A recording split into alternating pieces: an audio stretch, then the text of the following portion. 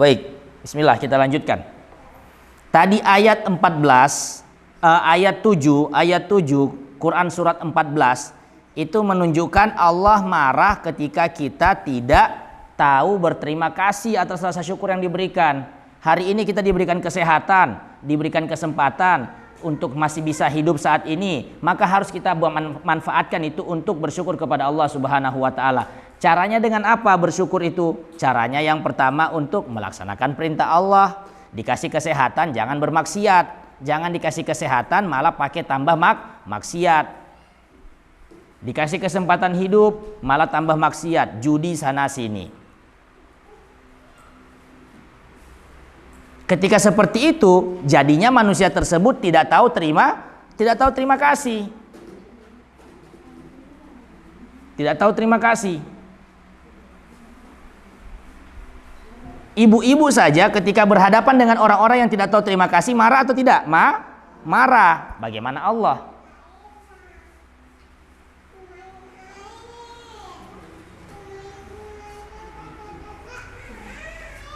Maka kemudian setelah itu, untuk bisa mengaplikasikan, untuk bisa merasakan bahwa Allah Subhanahu wa taala akan melipat gandakan nikmatnya kepada orang-orang yang bersyukur, itu dibutuhkan yang namanya keyakinan. Yang pertama, dibutuhkan yang namanya keyakinan, dan keyakinan itu kata lainnya iman. Yakin itu kata lainnya iman.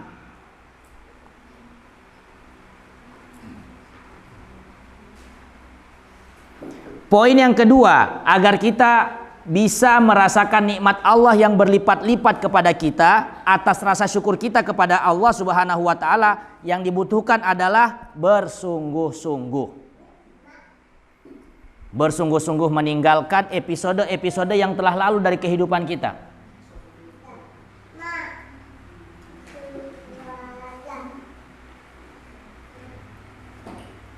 Itu ada di mana perintahnya? 17 ayat 19. Perintah bersungguh-sungguh ada di 17 ayat 19.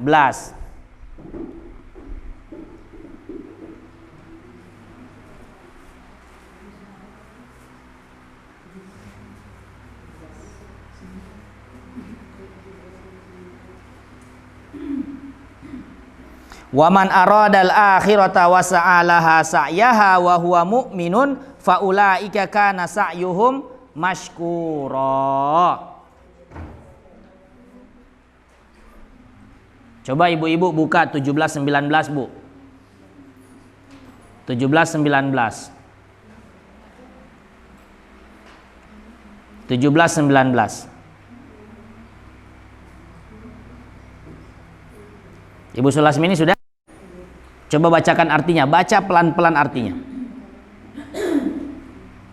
Dan barang siapa menghendaki kehidupan akhirat dan berusaha ke arah itu dengan sungguh-sungguh, sedangkan dia beriman, maka mereka itulah orang yang usahanya dibalas dengan baik. Mengharapkan kehidupan akhirat yang baik pasti. Kita kalau cari dunia, apakah dijamin bisa dapat akhirat? Tidak ada jaminan. Tapi coba dibalik. Cari akhirat, apakah dunia mengikut?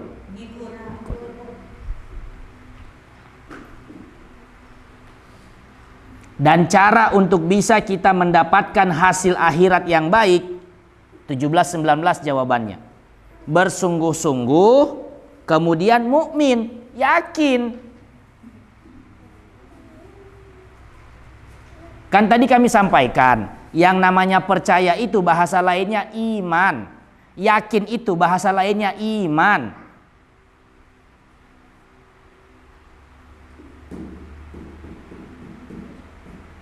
Makanya kalau selama ini kita merasa sudah beribadah, sudah bersyukur, sudah berusaha, tapi kok tidak datang solusi-solusi dari Allah Subhanahu wa taala dalam kehidupan kita? Mungkin ada di antara satu atau dua hal yang disebutkan di sini belum kita lakukan.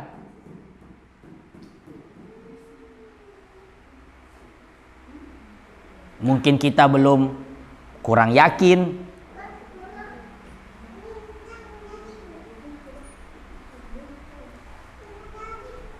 atau kita belum bersungguh-sungguh meninggalkan apa yang harusnya kita wajib tinggalkan.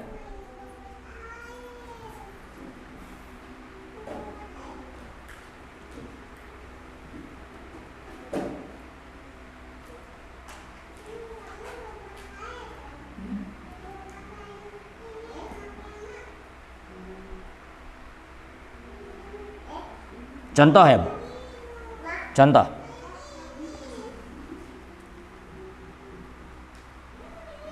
Saya sering mendengar perkataan-perkataan manusia tentang memulai bisnis, memulai usaha. Selalu ada saja orang yang beranggapan kalau tidak ambil di bank, bagaimana mau punya modal?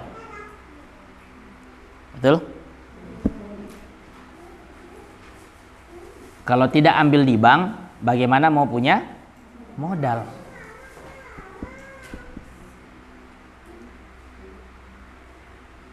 Ibu-ibu sudah ikut kajian fikih muamalah. Sedikit banyak sudah tahu apa itu riba. Dan pasti tahu bahwasanya salah satu tempat yang menyediakan riba paling besar adalah bank.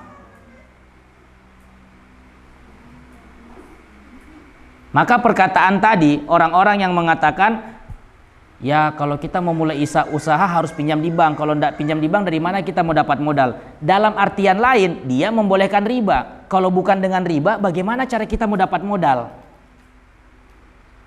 Bisa kan dibahasakan begitu toh dalam artian lainnya? Berarti kalau tidak pakai riba, kita tidak bisa dapat modal.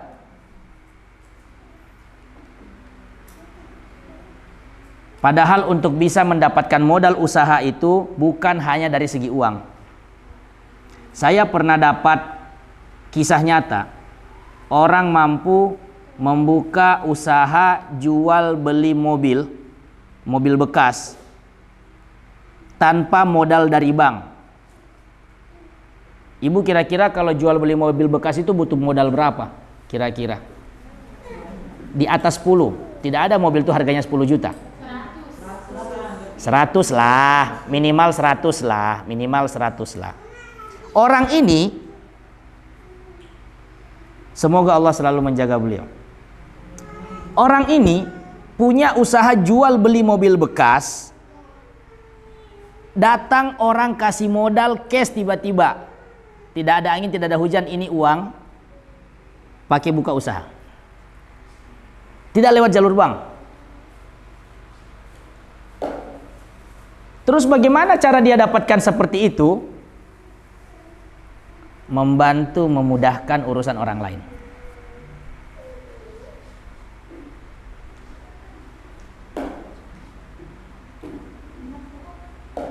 Membantu orang, Allah pertemukan dengan orang baik. Jadi orang baik itu pasti selalu dipertemukan dengan orang baik. Akhirnya keluar solusi. Dan sampai sekarang alhamdulillah masih jalan usahanya. Jual beli mobil dengan modal 100 juta dapat tiba-tiba cash. Ini ada yang kasih 100 juta. Ada yang kasih 100 juta. Modalnya apa? Tidak pergi ke bank, Bu. Tidak pergi antri untuk pencairan kur, tidak perlu. Modalnya mudahkan urusan orang, Allah mudahkan urusan kita. Dia suka sekali bantu orang. Suka sekali bantu orang. Selama dia masih mampu bantu, pasti dia bantu. Dan Allah memberikan jawabannya. Jadi ibu, dengar ini. Kalau ibu-ibu punya masalah dalam kehidupan, saya punya masalah dalam kehidupan, dan pusing cari solusi, kenapa tidak pernah ada jalan keluar? Ya karena memang sebenarnya tugas kita bukan cari solusi. Tugas kita mendekatkan diri kepada yang memberi solusi.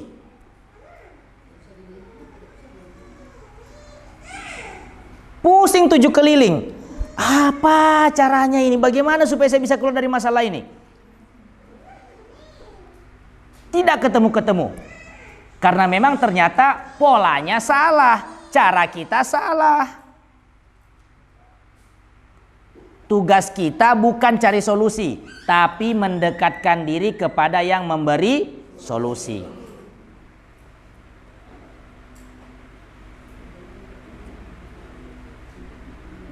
Semua pasti ada ilmunya.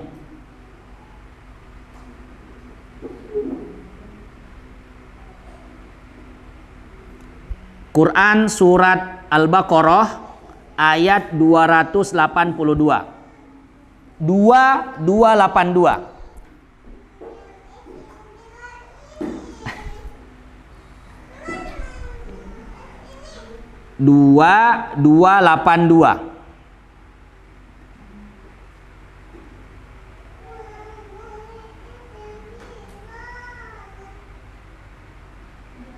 Sudah dibuka?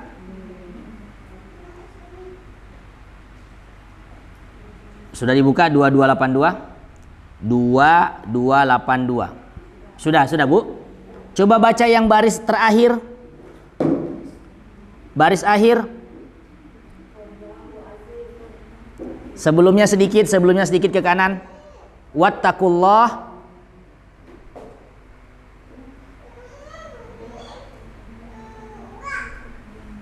Dapat Bu? 2282. Wattaqullah wa yu'al Wattaqullah wa yu'allimukumullah. Wattaqullah wa yu'allimukumullah.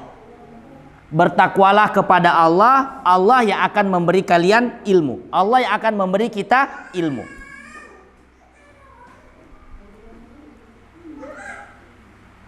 Dapat. Ibu Satriani dapat? Belum? 282. 2282, baris terakhir paling kanan. Wattaqullah wa yu'allimukumullah. Takwa kepada Allah, Allah yang akan beri kita ilmu. Dalam artian kita dekatkan diri kepada Allah, Allah yang kasih kita jalan keluar, Allah yang kasih kita solusi.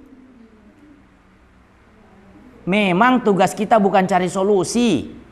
Kalau ada masalah, tugas kita mendekatkan diri kepada pemberi solusi. Quran surat Al-Ankabut ayat 69, ayat paling terakhir.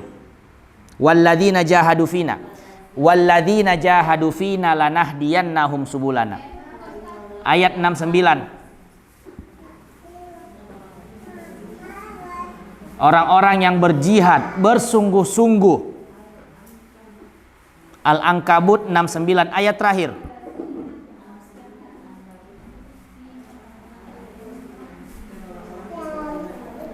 Berjihad artinya juga bisa bersungguh-sungguh.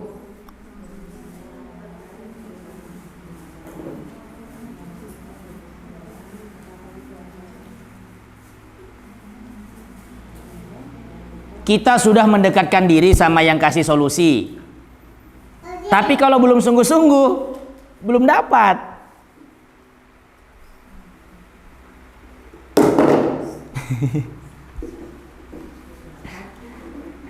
Kalau belum sungguh-sungguh, belum dikasih.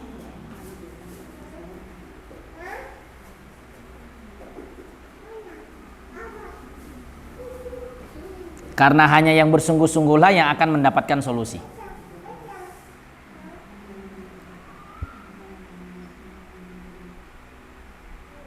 Oke, kita coba urutkan dari awal ya Bu ya. Ayat-ayat Al-Quran yang memberikan kita tentang pelajaran kehidupan yang bisa kita dapatkan hari ini. Pertama, Ibrahim ayat 7, 14, 17. Itu tentang apa? Yang pertama bahwa bersyukur pasti Allah lipat gandakan. Tidak tahu syukur, tidak tahu terima kasih, dapat marah, dapat azab, dapat marah.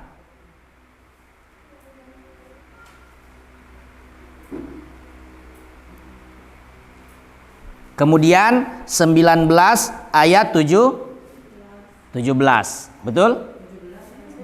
17-19, terbalik saya. 17-19. Astagfirullah. Al-Isra 17-19. Wa man aradal akhirata wa sa'alaha sa'yaha wa huwa mu'minun.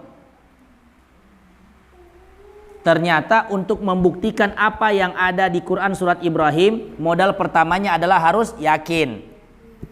Yang kedua bersungguh-sungguh. Iman sama dengan ya yakin.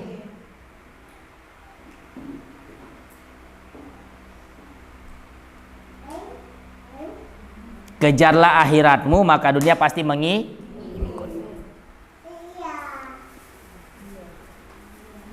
Tujuh, Masya Allah, adanya saja bilang iya. Tidak ada yang kebetulan. Tidak ada yang kebetulan. Semuanya sudah Allah ciptakan sesuai dengan skenario yang Allah inginkan.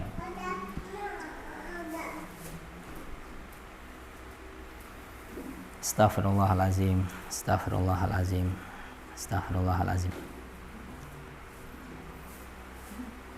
17-19 mengajarkan kepada kita kalau memang kita punya masalah, maka jalan keluarnya itu adalah untuk pertama yakin, kedua bersungguh-sungguh. Karena tugas kita itu bukan cari solusi. Allah lah pemberi solusi. Itu 2282. Ya kan? 2282, Al-Baqarah 282. Itu bukti, itu penjelasan Allah yang memberikan solusi. Maka kita harus yakin dan sungguh-sungguh. Solusi datangnya dari Allah. Allah pemberi solusi. Jadi habis 17-19 loncat ke 2282.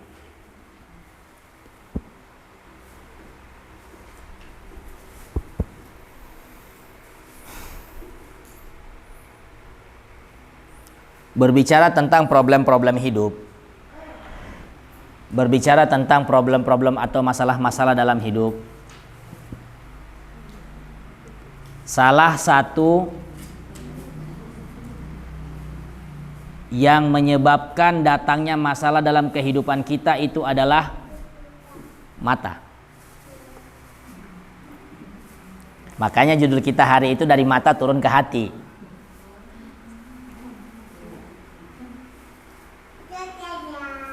Mata kita ini kalau tidak dimanfaatkan dengan sesuai amanah yang Allah berikan kepada kita, akan jadi sumber masalah setiap kehidupan.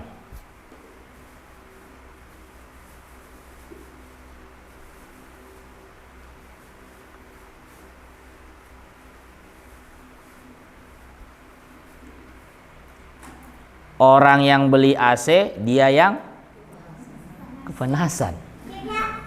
Karena apa? Karena mata.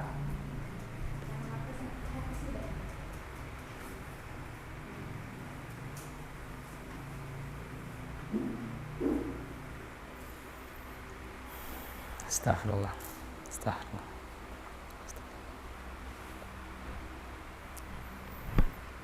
Manusia itu rumit dan selalu dijadikan apa yang belum dimiliki itu selalu tampak indah.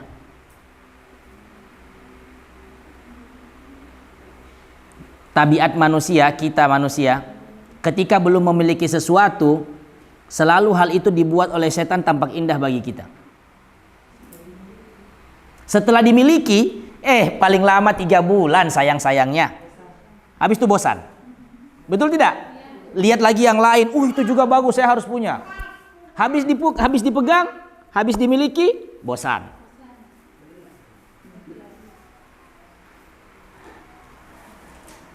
Ibu pernah belanja online? Sering. Iya, belanja online. Sering. Iya kan? Biasa belanja online. Biasa ini kalimat kamuflase untuk untuk menutupi keseringan bercanda.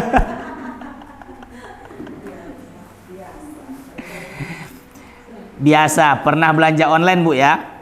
Pernah belanja online. Itu barang kalau pas baru dilihat terus masih masuk ke keranjang, pasti itu selalu menarik. Jadi dilihat toh, karena belum dimiliki, dilihat toh, Masya Allah, ini bagus tasnya, oh ini bagus pancinya, oh ini bagus bajunya. Betul. Masuk ke hati, rasa cinta akan benda-benda itu masuk ke hati. Dimulai dari mata. Akhirnya, cukup saldo, saya mau beli, masukkan ke keranjang. Ya kan? Masukkan ke keranjang. Terus ketika di keranjang sudah dipesan, itu dipantau terus. Kapan sampainya? Sudah sampai di mana ini barang saya?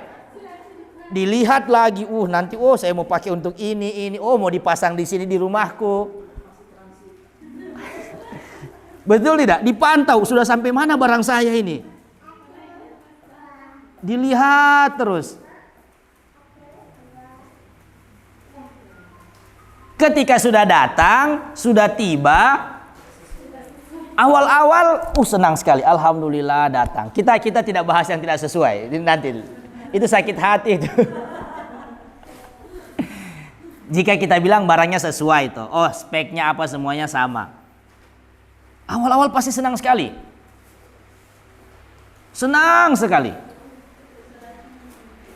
1 bulan, 2 bulan, 3 bulan, 6 bulan.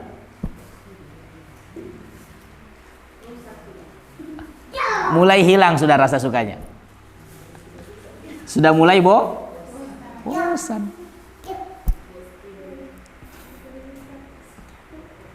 Akhirnya ketika sudah bosan dengan satu, lihat lagi barang yang lain di online, di supermarket online, tertarik lagi.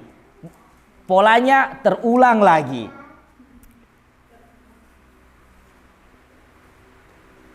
Ini bukti bahwasanya setan selalu menjadikan mata kita itu sebagai gerbang untuk jatuh ke dalam dosa. Karena segala sesuatu yang belum kita miliki, manusia sifat dasarnya melihat sesuatu yang belum dimiliki pasti selalu tertarik. Tapi ketika sudah dimiliki dijadikan bosan.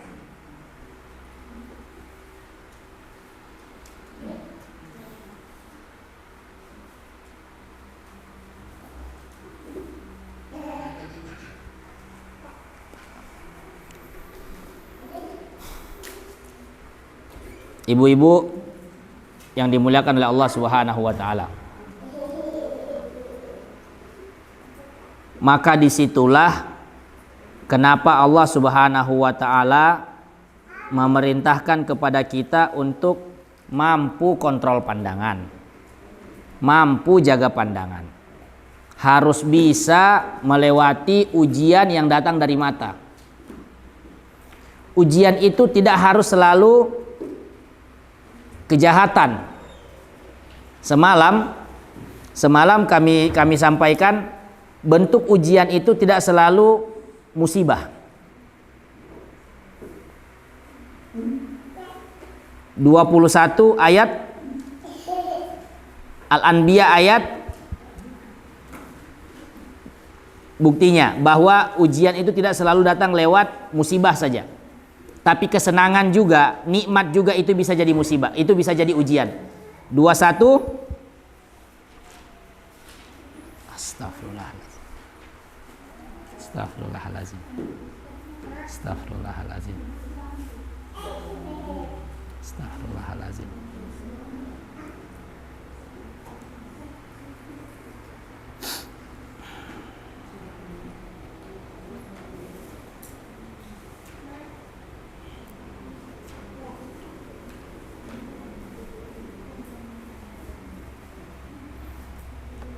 Ada yang masih ingat?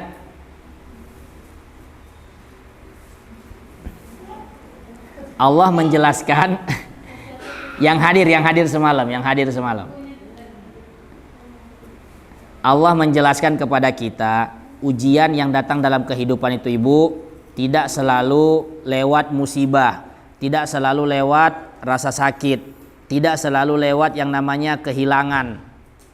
Tetapi ada juga ujian yang datang kepada kita lewat nikmat. Harta yang diberikan, kesehatan yang diberikan, kelebihan-kelebihan yang diberikan dalam kehidupan kita, dalam diri kita, itu bisa menjadi ujian juga bagi kita. Itu Allah jelaskan di Quran surat Al-Anbiya 21:35. 21:35.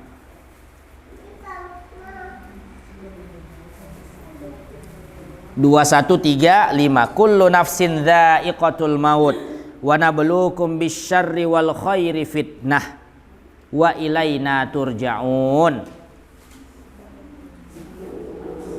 Wa nabluukum bisyarri wal khairi fitnah, dan kami uji kalian, kata Allah Subhanahu wa taala, dengan yang pertama musibah, bahaya, keburukan, kejahatan, asyar.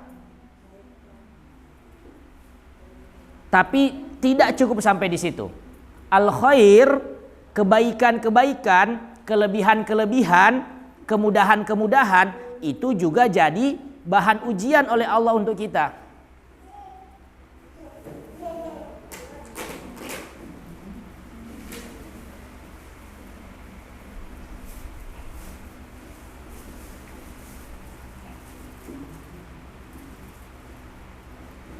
Maka salah satu kelebihan yang Allah berikan kepada kita saat ini adalah kemampuan untuk melihat dengan mata yang baik. Dan ternyata hal tersebut juga menjadi bahan ujian bagi kita. Ibu ada ikut berita yang trending akhir-akhir ini, ada penyanyi yang terkenal tidak bisa melihat, itu anak-anak itu Putri Aryani sampai ke Amerika, ya kan?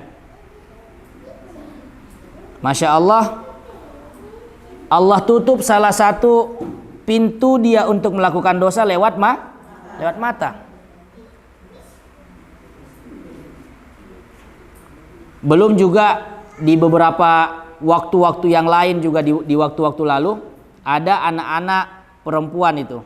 Kalau ada yang pernah ikut acara, yang ikut terus acara hafal Quran itu anak-anak,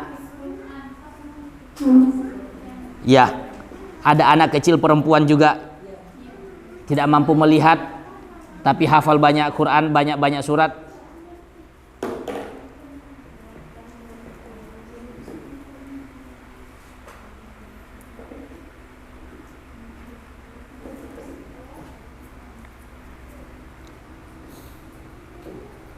Itu bukti-bukti tanda kebesaran Allah.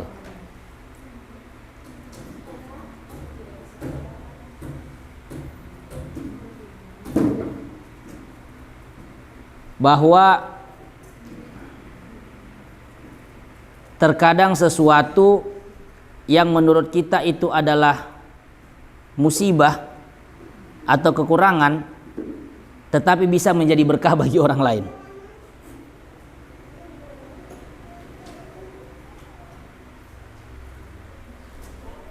Bisa saja seandainya Allah Subhanahu wa taala buka mata mereka, mungkin tidak bisa fokus hafal Quran, ya toh, fokusnya ke yang lain.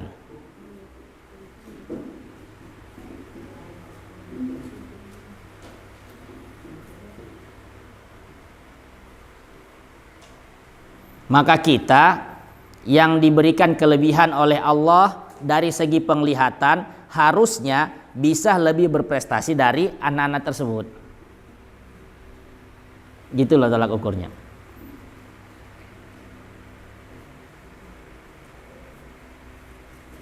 Mereka yang memiliki kekurangan mampu berprestasi. Kenapa kita yang lengkap tidak mampu berprestasi?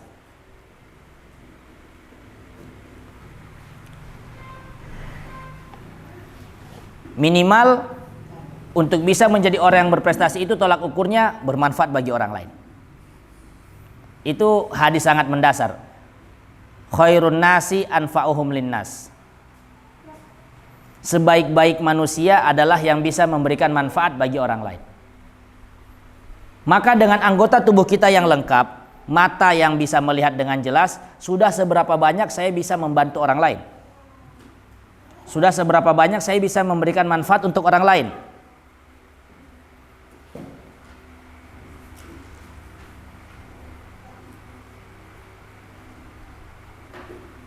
Itu menjadi pertanyaan terbesar buat diri saya. Jangan sampai dengan yang nikmat banyak seperti ini kita jadilah lalai, tidak lulus ujian. Kan Allah sudah bilang 2135, ujian itu tidak selalu datang lewat musibah, ujian juga selalu datang lewat nikmat. Dan mata ini nikmat. Mata ini nikmat. Dan itu juga menjadi ujian bagi kita.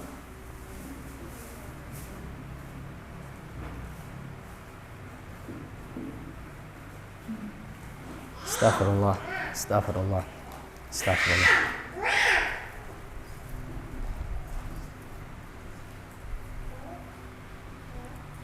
Saya pernah menyampaikan di sini, kalau ibu-ibu masih ingat, ketika sudah berkeluarga,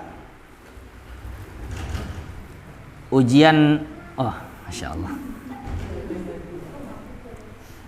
Kalau ada begini, tandanya akan ada kuis di akhir pertemuan. Betul tidak lagi? Untuk yang sudah bertanya. Siapa tahu ada lebih-lebihnya. Banyak ini. Itulah. Apa? Sebelum ujian. Nanti kalau yang dipertanyakan yang ujian semua kisi-kisi berarti. Astagfirullah. Apa? Kisi-kisinya itu 2282. Antum kalau mau lulus ujian Quran, mendekatkan diri sama Allah.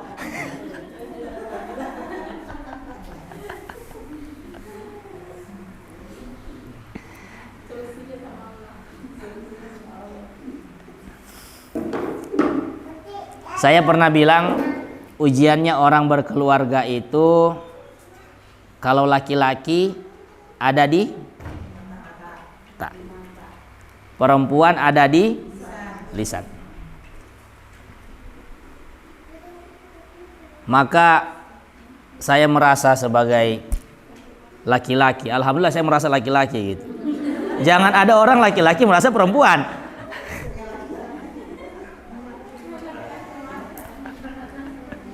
Astagfirullah. Atau sebaliknya, perempuan merasa laki-laki dengan mengatakan saya ini terkurung dalam jiwa saya terkurung dalam bentuk fisik yang salah ini.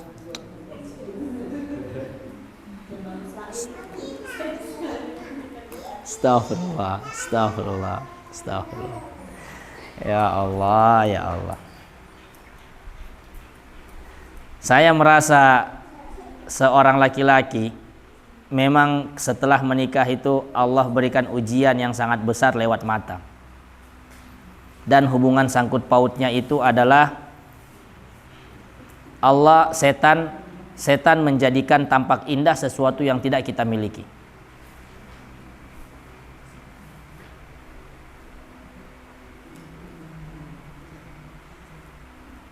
Kegiatan saya yang mengharuskan untuk bertemu dengan banyak orang,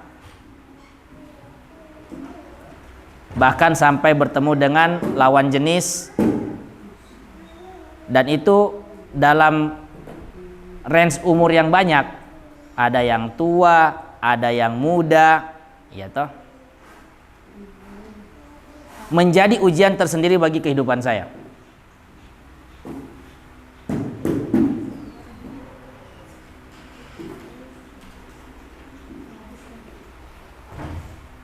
Maka tidak bisa saya pungkiri, Setan itu selalu datang. Setan itu selalu membisikkan, membuat semua yang belum dimiliki tampak indah. Padahal sudah punya pasangan yang halal di rumah. Tentang pasangan, Allah Subhanahu wa taala sudah memberikan pasangan hidup kita itu sesuai dengan karakteristik dan sifat kita. Yang baik ketemu yang baik, yang tidak baik ketemu yang tidak baik. Yang soleh ketemu yang soleh, yang toleh ketemu yang toleh.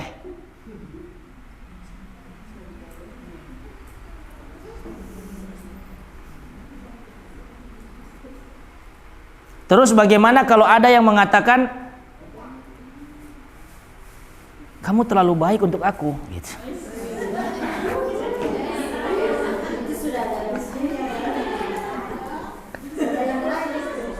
Tidak. Ketika dihadapkan kepada realitas seperti itu, Allah punya rencana bahwa Allah ingin kita jadi baik dengan dipertemukan oleh orang yang lebih baik dari kita. Itu sebenarnya.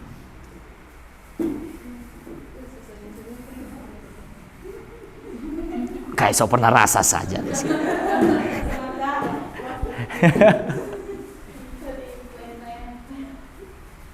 Semoga Allah mempertemukan antum dengan jodoh yang soleha. Amin. Diberikan keturunan yang soleh-soleha juga. Amin. Dipermudah. Ya tanya sama Ibu Sulasmini, siapa tuh ada calon? Gitu. Dan ternyata saya betul-betul meresapi apa yang disampaikan oleh salah satu ustadz senior di Indonesia ini, semoga Allah selalu menjaga beliau, tentang perkara jodoh. Allah sudah memberikan, seperti yang saya sampaikan tadi, Allah sudah memberikan jodoh kita itu sesuai dengan sifat dan watak kita, tidak kurang tidak lebih, sesuai. Yang soleh ketemu yang soleh, yang toleh ketemu yang toleh. Terus bagaimana kalau kasusnya itu ada yang soleh tapi dipertemukan dengan yang tidak soleh atau kurang soleh? Ternyata Allah punya rahasia lain. Rahasianya Allah ingin merubah orang yang kurang soleh supaya jadi soleh dengan sebab pasangannya itu.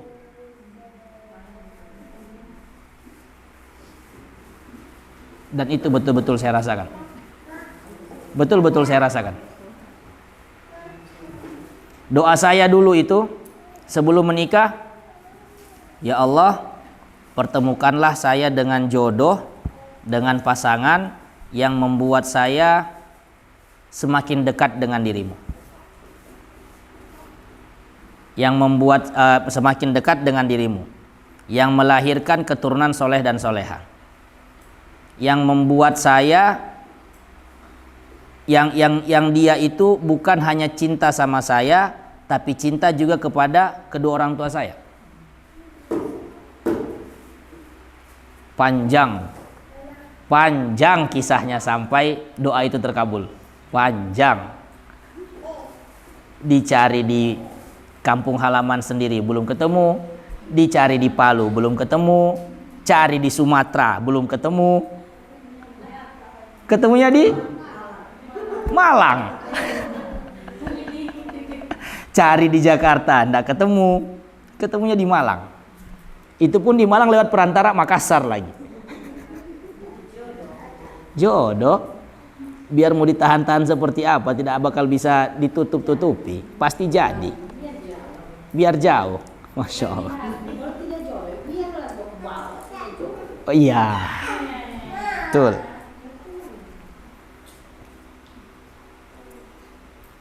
Dan saya rasakan bahwasanya doa-doa saya itu mulai Allah perlihatkan satu persatu.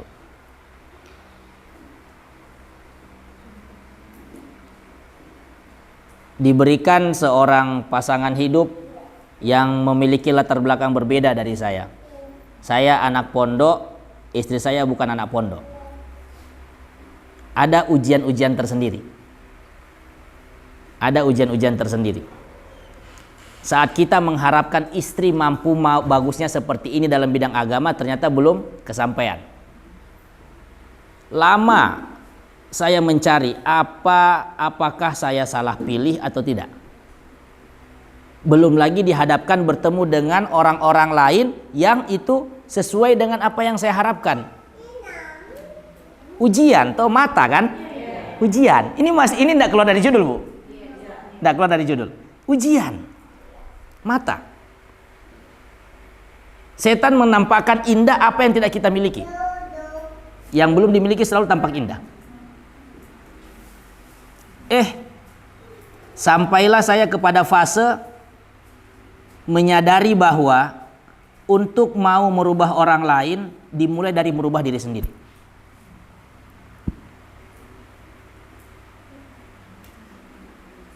Jangan menuntut orang lain itu bisa berubah kalau kita belum mulai berubah diri sendiri. Innallaha la yughayyiru ma biqaumin hatta yughayyiru ma bi anfusihim.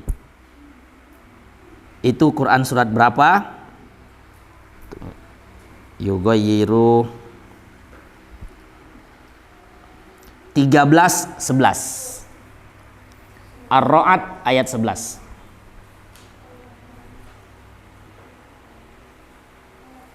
Ar-Ra'd ayat 11, 13-11. Allah tidak akan merubah keadaan kita sampai kita mau usaha untuk berubah terlebih dahulu.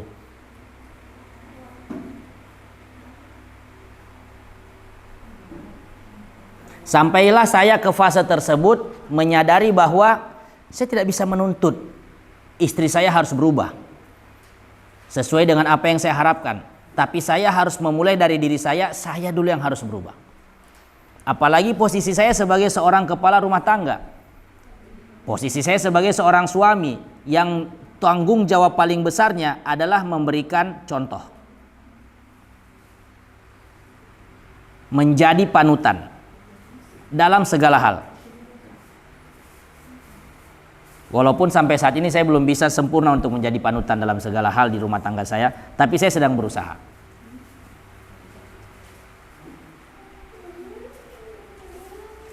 Dan saat saya merubah pola pikir saya dari yang awalnya menuntut orang lain menjadi menuntut diri sendiri untuk berubah.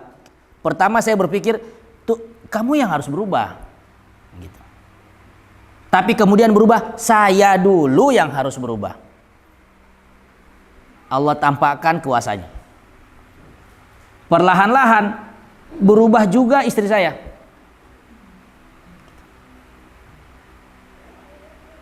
Perlahan-lahan apa yang saya harapkan mulai muncul satu persatu dari istri saya. Di situ saya yakin Allah memberikan pasangan itu tidak sembarang. Memang disesuaikan dengan karakter dan sifat kita.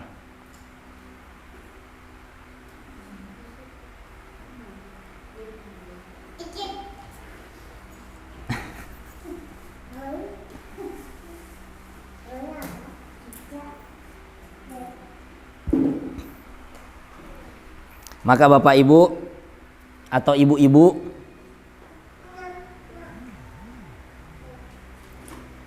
jangan memulai dari menuntut pasangan kita untuk berubah. Tapi mulailah dari menuntut diri kita sendiri dulu berubah. Sambil yakin, bersungguh-sungguh, mendekatkan diri kepada yang memberikan solusi. Lihatlah bagaimana keajaiban Allah bekerja.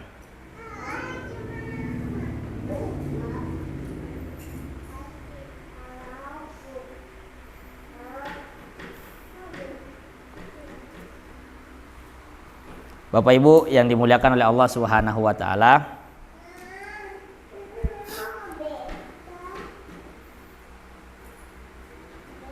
maka dengan demikian kita jadi paham bahwasanya di antara pintu gerbang maksiat yang paling besar yang Allah berikan ujiannya kepada kita, yaitu lewat mata. Setan selalu datang untuk membuat kita tampak indah sesuatu yang belum kita miliki. Tapi saat sudah dimiliki, jadi cepat bosan. Dan ternyata untuk bisa menghindarkan kita dari perasaan cepat bosan tersebut, yaitu caranya adalah melihat kembali kepada diri kita. Menentukan batas cukup. Menentukan batas cukup. Tuntutlah diri sendiri untuk berubah terlebih dahulu. Jangan paksa orang lain untuk berubah. Jangan tuntut orang lain untuk berubah.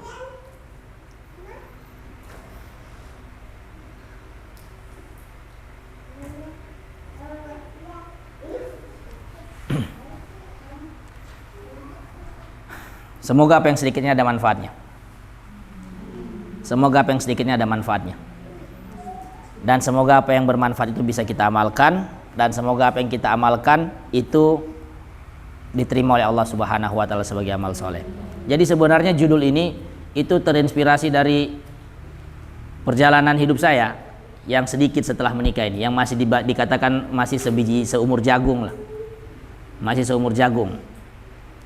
Dan saya hampir lupa kalau hari itu mau ada kajian tadi. Betul, hampir lupa. Saya cuci motor, lap-lap motor. Nanti jam 7 baru saya astagfirullahaladzim. Belum store judul saya. Makanya saya, apa ya judulnya ya? Oh, dapat langsung.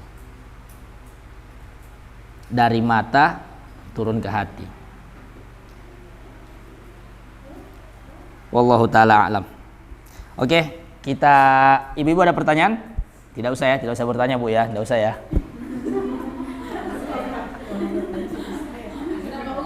Tidak Mbak Usil. Aduh, Ibu suuzon ibu ini. Ada pertanyaan silakan. Enggak, saya bercanda kok. Pertanyaan? Biasa ibu bertanya nih. Belum. Oh iya. Insyaallah. Iya, silakan Bu. Boleh bertanya tapi di luar konteks? Boleh. Ini udah 2 Pak Ustadz ya Bapak ini? Mau 5 juga tiap apa Bu? Ini yang pertama, tadi sempat disinggung soal riba yang dari bank ya. Kalau ada yang mengatasnamakan kayak pegadaian syariah, itu seperti apa pandangan dari Pak Ustadz? Itu pertanyaan pertama. Pegadaian syariah. Yang kedua, itu pertanyaan saya dari sependek ilmu yang saya tahu dari agama saya sebelumnya, neraka itu kekal. Tapi akhir-akhir ini saya sempat melihat satu TV yang penyampaiannya kalau sepemikiran ternyata neraka itu hanya kayak tempat untuk untuk sekedar pembelajaran, atau mungkin secara singkat begini Pak Ustadz, dia kasih gambaran seperti ini. Kalau misalnya kita sakit, pasti kita dikasih obat. Nanti kalau misalnya sudah sembuh, bakalan maksudnya kita akan sehat lagi. Itu sih maksudnya Berarti neraka itu tempat tidak kekal di dalam neraka, Oke. Sejauh yang saya tahu dari agama sebelumnya, kalau neraka itu Kekal. Tapi ternyata yang saya dapat barusan ini ternyata tidak. Itu menurut Pak Ustadz bagaimana? Oke, bismillah. Berbicara tentang pegadaian syariah. Ya toh. Di pegadaian itu, ini sebenarnya materi Ustadz Abu Hanifah ini. Beliau lebih pantas menjelaskan. Ya toh, beliau lebih pantas menjelaskan tentang halal haram dalam transaksi. Sepengetahuan saya soal pegadaian itu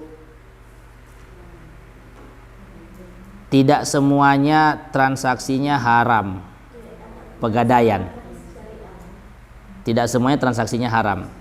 Tapi ada juga yang haramnya gitu. ada juga yang haramnya.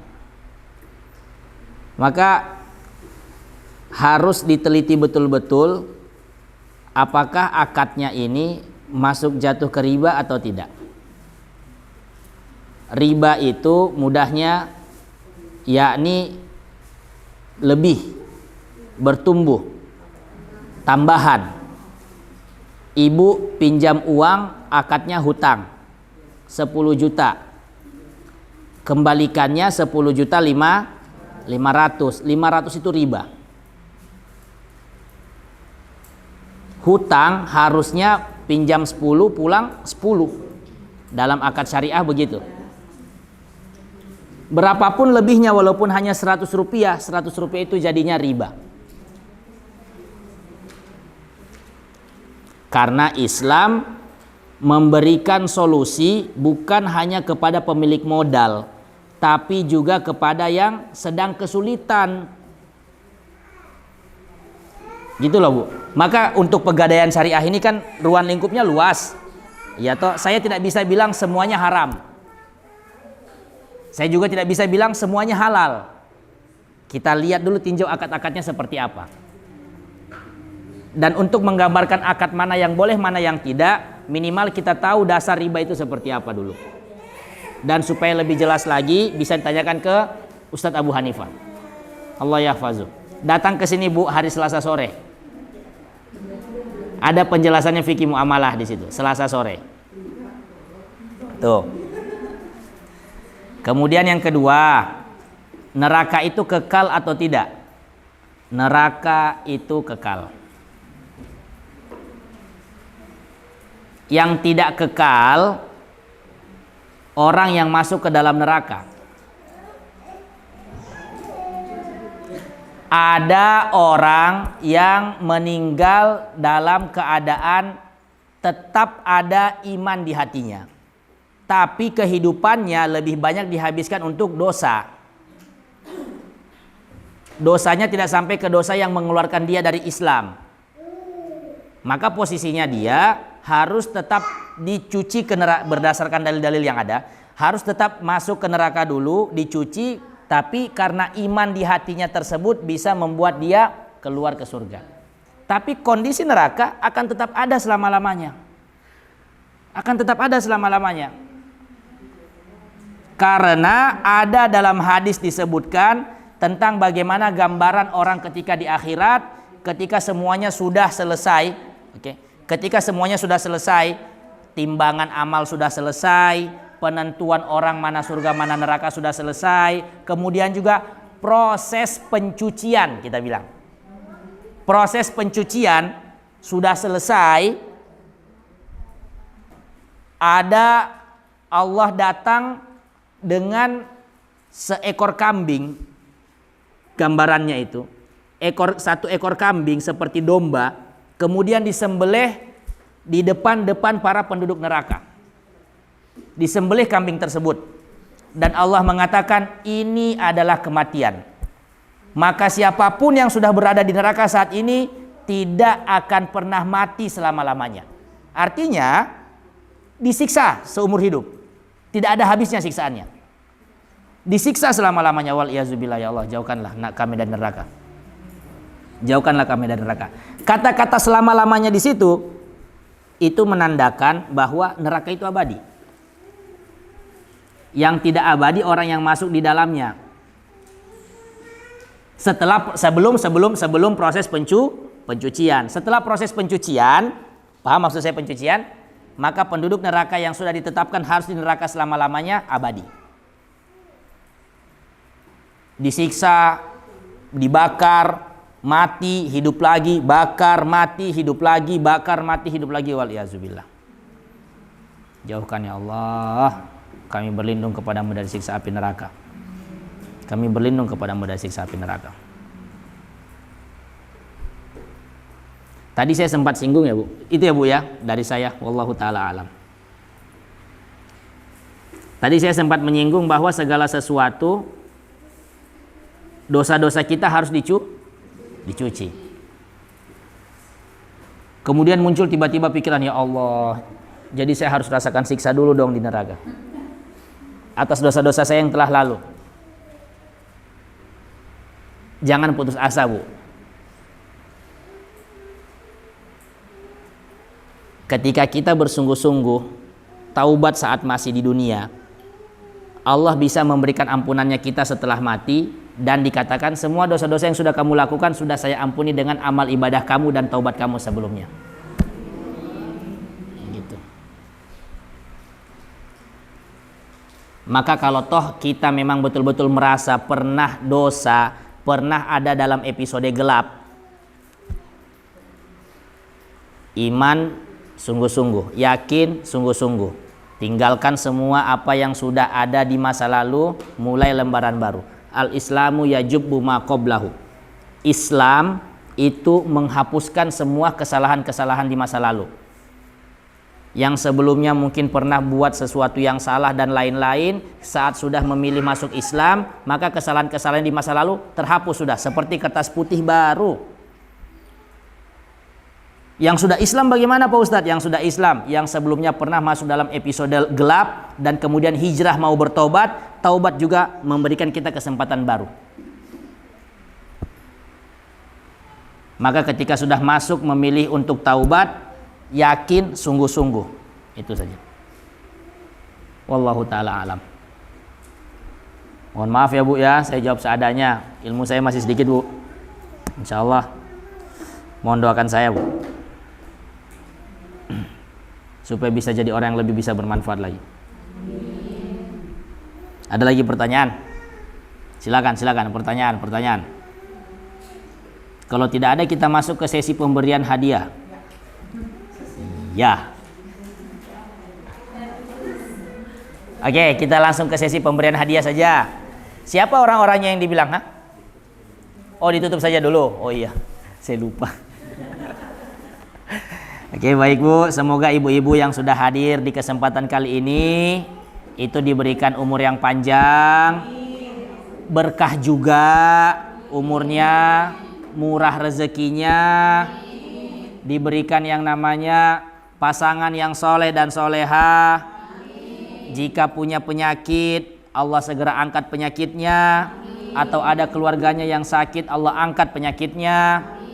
Kemudian juga diberikan jalan keluar dari setiap permasalahan-permasalahannya, dan diberikan keturunan yang soleh soleha, diberikan yang namanya langgeng dalam berkeluarga sampai ke surganya Allah Subhanahu wa taala. Ala hadiniya as-salihah al-Fatihah.